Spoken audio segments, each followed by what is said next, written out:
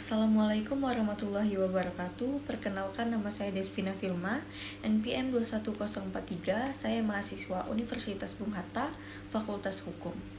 Dengan mata kuliah Hukum Acara PTUN 4C, dosen pengampu Dr. Sanidjar Febri Haryati, SHMH. Baiklah, dalam video ini saya akan menyampaikan materi tentang mengenal KTUN sebagai objek sengketa peradilan tata usaha negara. Berdasarkan pasal 1 angka 9 Undang-Undang Nomor 51 Tahun 2009 tentang perubahan kedua atas Undang-Undang Nomor 5 Tahun 1986 tentang peradilan tata usaha negara.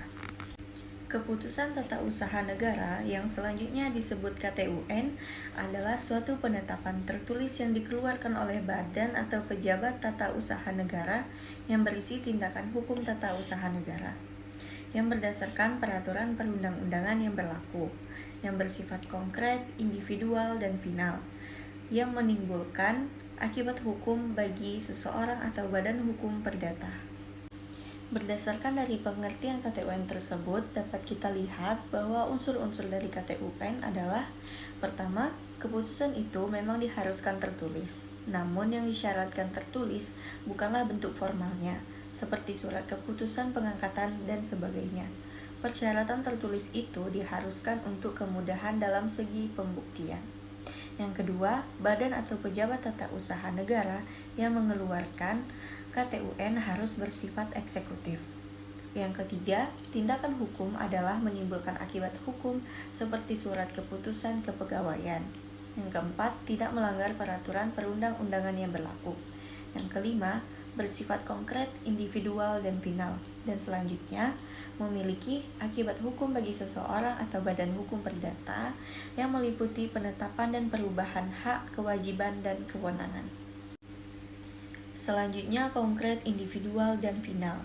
Konkret bertujuan untuk menuangkan hal-hal yang bersifat umum dan abstrak ke dalam peristiwa yang jelas dengan mengeluarkan KTUN agar hal tersebut dapat dilaksanakan seperti pemberhentian si A sebagai pegawai negeri atau izin usaha bagi si B. Selanjutnya, individual yang artinya bersifat khusus untuk hal-hal tertentu saja. Jika KTUN dianjurkan kepada orang-orang tertentu, maka KTUN tersebut harus menyebutkan nama orang atau badan hukum perdata tersebut. KTUN yang bersifat definitif dan dapat menimbulkan akibat hukum yang artinya KTUN tersebut telah final, maka untuk KTUN yang belum mendapatkan persetujuan dari atasan pejabat yang membuat KTUN, artinya KTUN tersebut tidak dapat dikatakan final. Oleh karena itu, belum dapat menimbulkan hak dan kewajiban. Kesimpulan dari materi ini adalah KTUN yang menjadi objek sengketa di Pengadilan Tata Usaha Negara atau PTUN adalah suatu penetapan tertulis yang menimbulkan suatu akibat hukum karena tindakan yang dilakukan oleh pemerintah atau memberikan kerugian atau potensi kerugian terhadap pihak masyarakat. Demikian dengan materi yang saya sampaikan pada hari ini. Jika ada salah kata atau salah pengucapan, saya mohon maaf. Assalamualaikum warahmatullahi wabarakatuh.